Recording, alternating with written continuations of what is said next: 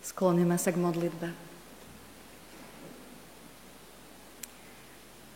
Drahý Pane Ježiši, keby Tvoja cirkev bola len miestom, kde ľudia konajú svoje veci a sledujú svoju vôľu, tak by nám stačilo, že sa stretneme, že máme hudbu, že máme piesne, že si máme čo povedať a odchádzame domov spokojní z toho, že sme sa navzájom obohatili.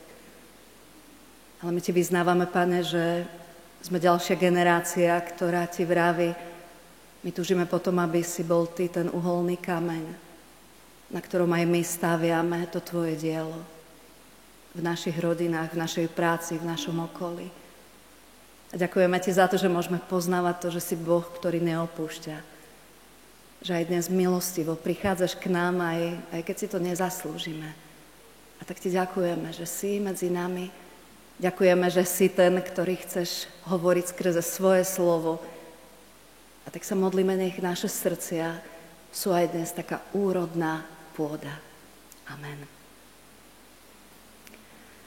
Milí bratia a sestry, tak dnes zakončíme tú našu Jonášovú sériu. A tak za základ dnešnej kázne nám z poslednej 4. kapitoly poslúži text, ktorý máme napísaný v 9. verši takto. Boh riekol Jonášovi, či si sa právom rozhneval pre ricinovník? A on odvetil, právom som sa rozhneval až na smrť. Amen. Toľko je slov z písma svätého. Trošku pripomeniem to, čo sme mali naposledy, tie 3 dni v tme, tie 3 dni strácania sa boli veľmi dôležité a sú dôležité v našich životoch. Tie 3 dni, kedy nevieme, kde je sever, sú veľmi dôležité, lebo Jonáš potom je pripravený a my sme potom pripravení i smerom, ktorý dovtedy odmietame. Kráľ veľkého mesta Ninive, to bolo tiež naposledy, sa postavil. Ale nie preto, aby dokázal svoju moc, ale aby sa ponížil pred Pánom Bohom. Aby sa odvrátil od svojich zlých ciest. Napriek tomu, že mal veľkú pozíciu, veľkú moc, mal mäkké srdce. A keby to bolo, predstavte si, že sme na mieste Jonáša. Sme tí proroci, ľudia, ktorí prichádzajú medzi ostatných a povieme im len 5 viet. Pamätáte si to, tá správa 5 viet. 40 dní Ninive bude zničené. Predstavte si, že povieme ľuďom okolo nás 5 viet, neplešným ľuďom, nezbedným ľuďom, o ktorých vieme, že oni nie sú kategória dobrí ľudia.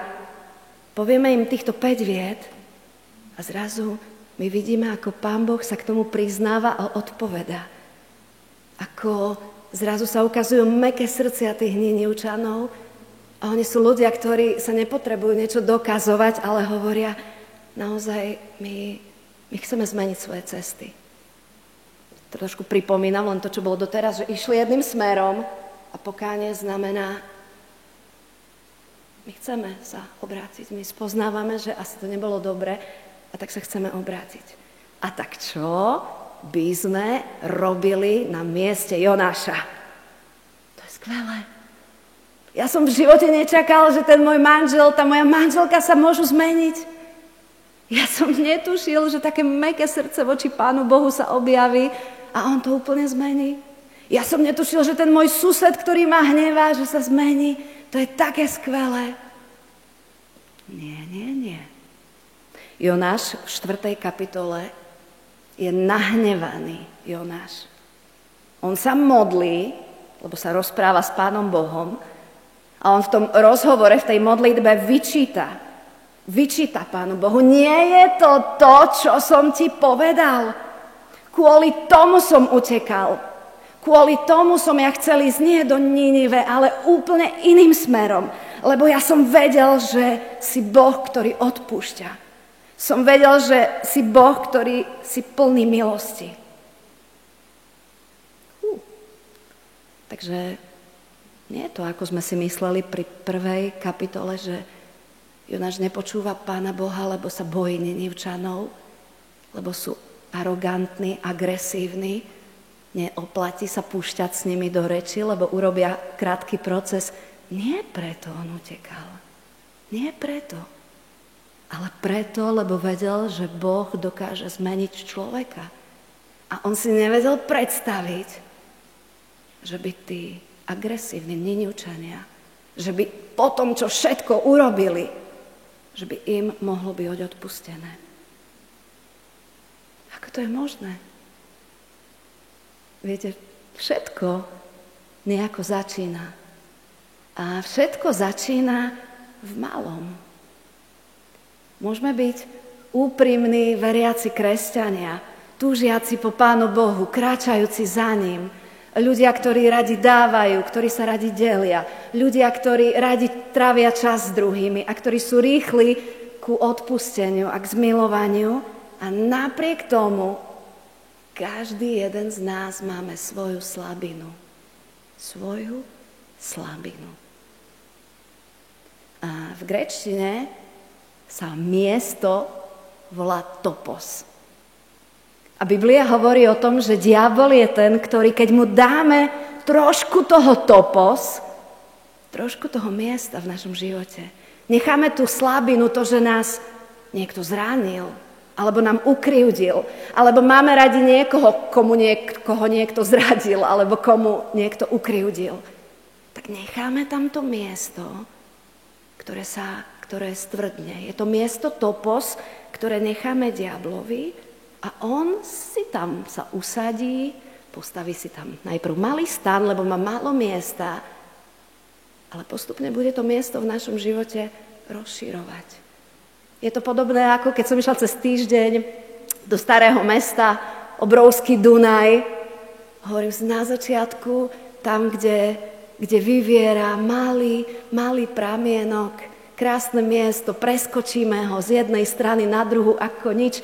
Čo by už taký pramienok mohol urobiť? Čo by mohol spôsobiť?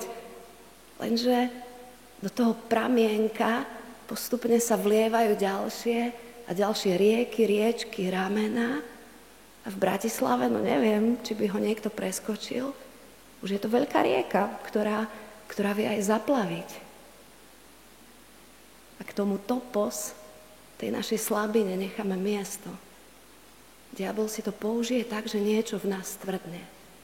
A zrazu príde ten čas, keď my by sme sa mali tešiť, keď my namiesto toho Jonáša by sme mali povedať, to je skvelé, že Boh je ten, ktorý hľadá odpustenie, ale my sme nahnevaní.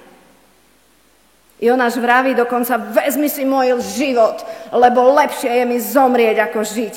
Vedel som, že odpúšťaš, vedel som, že nechceš zahynutie človeka. Si milostivý, plný zľutovania, pomaly k hnevu. Jonáš vie, že Pán Boh je taký. A keby taký nebol, tak Jonáš nepatrí do Izraela. Izrael neexistuje. Keby taký nebol, tak dnes tu nie sme my. Lebo vieme, že každý jeden potrebujeme zmilovanie. Pán Boh akoby v ten deň dostal od Jonáša dnešným slovníkom, povieme taký e-mail plný hejtov. On vyčíta Pánu Bohu, že je ten, ktorý sa dokáže zmilovať. Viete,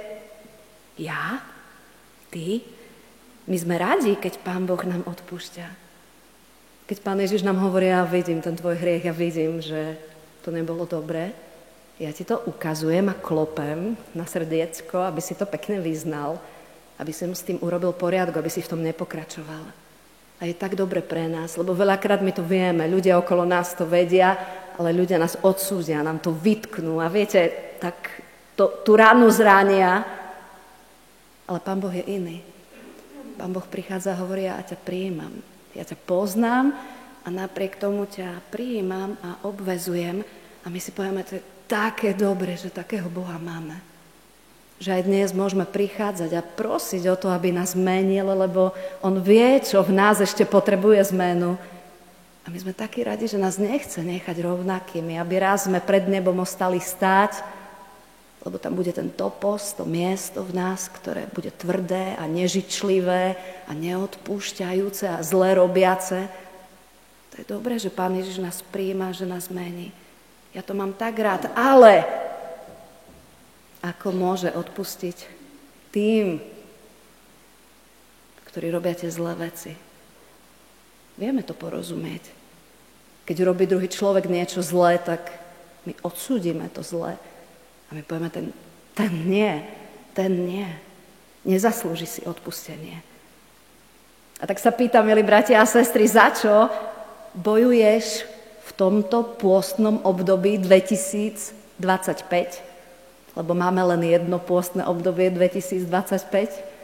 V čom bojuješ v tom pôstnom období ty, aby tá slabina už nebola slabinou?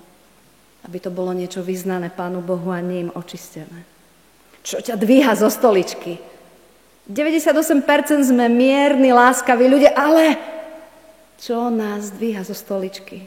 Do čoho, keď sa niečo ozve alebo naštartuje, tak dávame energiu a čas, aby sme vysvetľovali, že je to zlé, aby sme to odsudzovali a nemôže sa tak druhý správať a je to trestuhodné.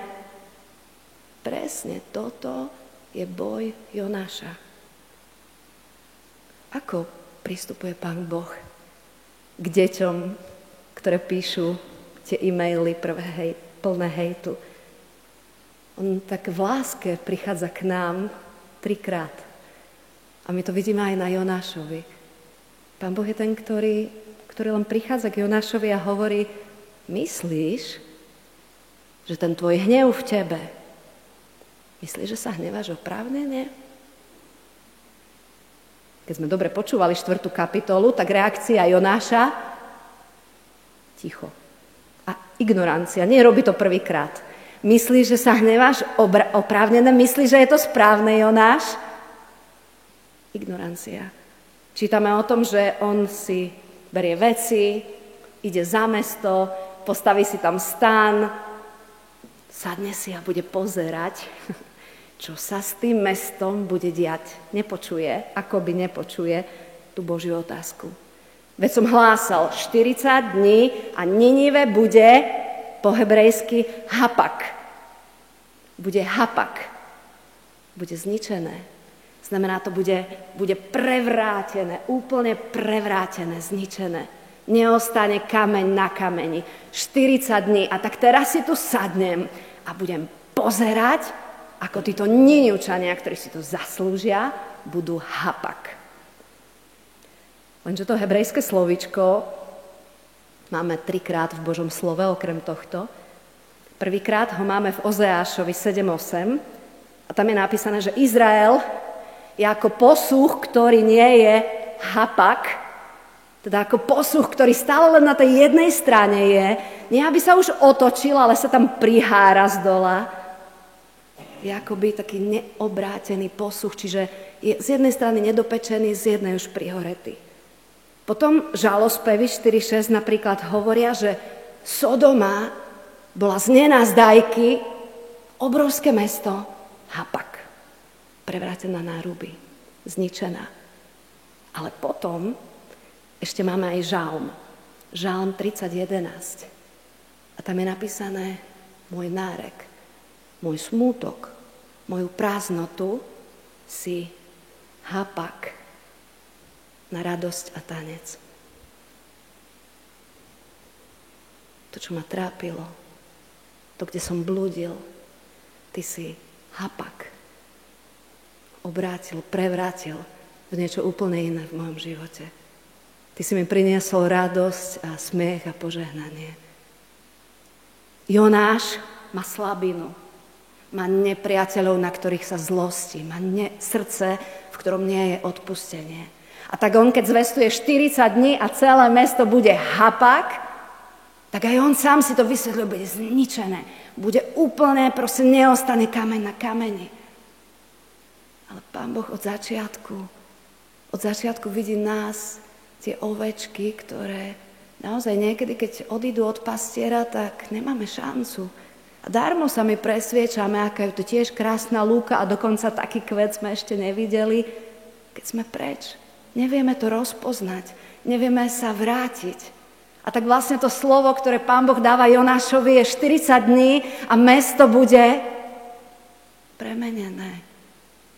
Bude zmenené, ak počujete tú zvesť. Ak vaše srdcia neostanú tvrdé, ale ak ma budete hľadať, tak vaše životy budú zmenené. Jonáš na to neodpovedá. Ale Pán Boh tak veľmi túži zmeniť nielen Ninivčanov, ale jemu záleží aj na tom jeho sluhovi, aj na tom Jonášovi mu záleží. Mnohokrát ľudia okolo nás, nekresťania, sú akoby viac láskavejší, viac milší, viac chcú druhým urobiť len tak proste dobre a pomôcť. To je hanba pre nás. To je hanba pre nás. Keď z nás sa šíri niečo zlé a z nich sa šíri niečo dobré, to je hanba. Lebo my by sme, ľudia, ktorí poznáme Božie odpustenie, by sme mali byť o to milosrdnejší. A kto je v tomto príbehu o Jonášovi, milí bratia a sestry, najtvrdší? Kto potrebuje najviac toho zápasu o posvetenie? Nie tí arogantní, zlí, bojovní Ninivčania. Lebo oni robia zlé veci, ale oni vlastne nevedeli inak. Ale keď prichádza Božie slovo, tak oni zrazu to počujú, čože? Mňa Pán Ježiš hľadá? Mňa prijíma? Do toho môjho zápasu môže vojsť a zmeniť? A neveriaci ľudia sú nadšení a Jonáš, to už počul 100-krát, že Pán Boh je dobrotivý a milostivý a odpúšťa a dokáže úplne zmeniť naše srdce. A je najtvrdší a najrozhnevanejší človek, tá najväčšia skala, ktorá dokazuje, kto je zlý a najlepšie by bolo, aby im bolo odplatené. A Pán Boh chce tohto Jonáša zmeniť. Pán Boh chce nás zmeniť. Niekedy sme my tí najtvrdší. Niekedy sme my tí najviac, ktorí odsudzujú, najodsudzujúcejší. Ale Pán Boh ma rovnako chce zmeniť, rovnako ma miluje, rovnako má so mnou plán a chce urobiť hapak, úplnú zmenu v mojom živote. A tak prichádza druhýkrát. Dá vyrásť rastlinke. Jonáš tam sedí, diabol už má svoje miesto, má tam stan, pripomína Jonášovi, áno, dobre si myslíš, dobre, kresťan, dobre veriaci človek, dobre. A tak on tam sedí, nazlostený, pozerá. A Pán Boh dá vyrastie tej rastlinke. A je napísaná zvláštna vec. V celej knihe prvýkrát my čítame o tom, že Jonáš sa veľmi naradoval. Nesmierne sa potešil. Prvýkrát sa Jonáš nesmierne poteší. Pán Boh dá vyrásť rastlinke, aby mu tienila, aby nebola taká horúčava. A tak Jonáš sa z tejto rastlinky veľmi poteší. A Pán Boh vie, že je to prvé miesto, kde ten môj tvrdý Jonáš sa teší z niečoho iného ako zo seba. Prvé maličké miesto, kde prestáva myslieť na seba. A na tie svoje súdy. A tak budeme na tom pracovať. Tá rastlinka ho teší, ale v noci Pán Boh nastrojí červa a skoro ráno tá rastlinka skončí. A teraz Jonáš zase, viete to, keď vidím malé deti škôlkarov tu na... Čože, radšej zomrieť. Najprv sa teším, strašne sa teším, veľká vec sa stala a na druhý deň už som zase radšej zomrieť. Takto sa niekedy správame. Naše emócie.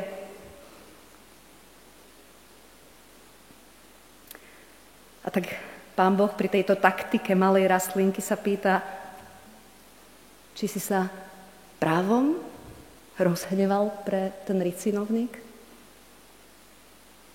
Ako ináč Jonáš odpovie, právom som sa rozhneval, až na smrť som sa rozhneval.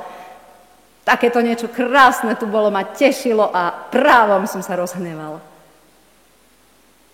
A tak Pán Boh prichádza a tretíkrát sa mu snaží niečo vysvetliť. Nevzdáva sa, je milosrdný. Nevzdáva sa, je milosrdný. Nevzdáva sa, je milosrdný.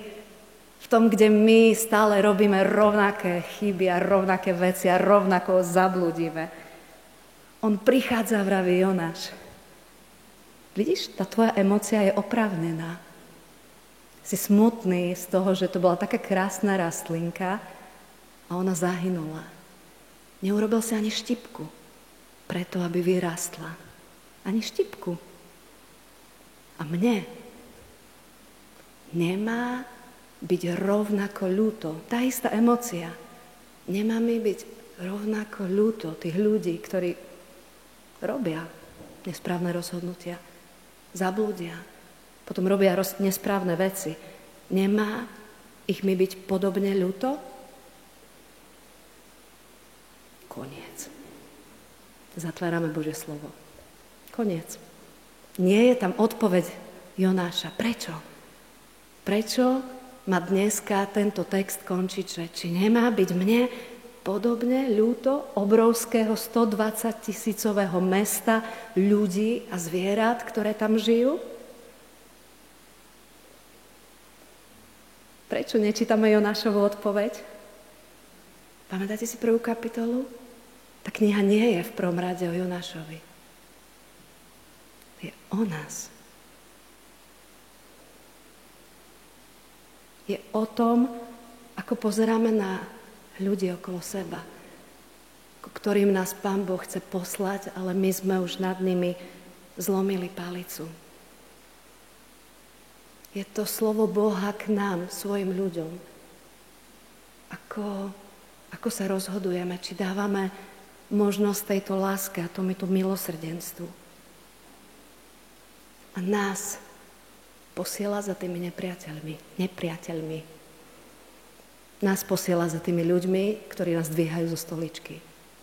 Nás posiela, lebo on pozná tie miesta. Možno, že je to miesto, keď ideš do práce, tak vtedy si dal miesto v niečom, aby bolo tam niečo tvrdé. Ale možno, že keď prídeš do práce, je tam nejaký človek, ktorý ťa stále, a to tvrdé miesto proste sa nabaľuje a ono nás to odvádza od toho, do čoho nás Pán Boh chce povolať. Možno v rodine stále rovnaká situácia, zlostím sa na to, ale tá zlosť sa nezmenšuje, ona stúpa.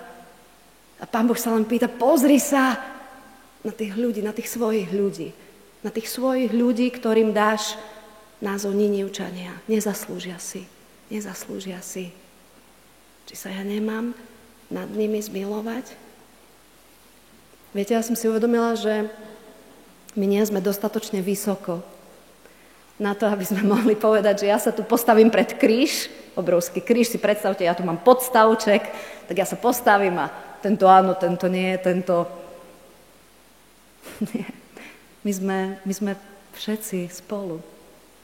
Tak ako my potrebujeme odpustenie, tak ako my padáme, rovnako potrebujú odpustenie ľudia okolo nás, lebo padajú.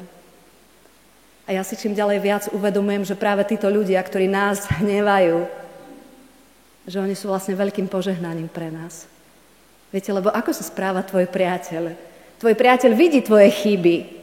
Vidí možno, že si žgrgloš, vidí, že si ohovárač, vidí, že si zapozeraný na seba, vidí, že nemáš rád niekoho vo svojom okolí. Vidí to, ale je tvoj priateľ, tak to prehliada. Vie o tom, ale nevadí mu to, prehliada to, lebo je tvoj priateľ. A potom príde ten nepriateľ a on mi povie priamo, čo som povedala, čo som urobila, ako som sa zachovala.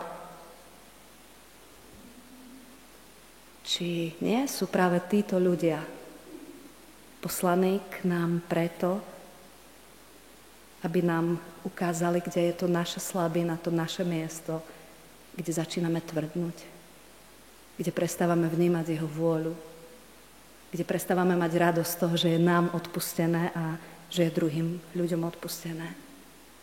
A tak týmto končí vlastne táto kapitola. Či nemá Boh oveľa viac sa zmilovať nad človekom, ktorý ťa v tvojom okolí hnevá, ale práve preto, lebo on je milostivý, on je zhovievavý a on je ten, ktorý rád odpúšťa. Tak, milí bratia a sestry, to som vybrala ako takú jednu vec.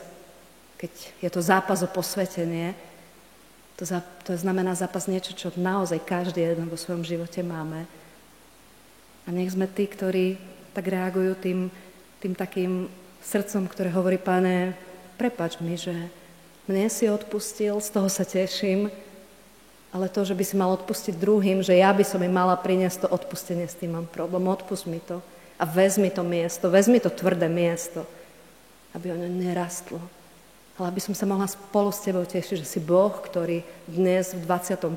storočí prináša človeku pokoj a záchranu a očistené srdce.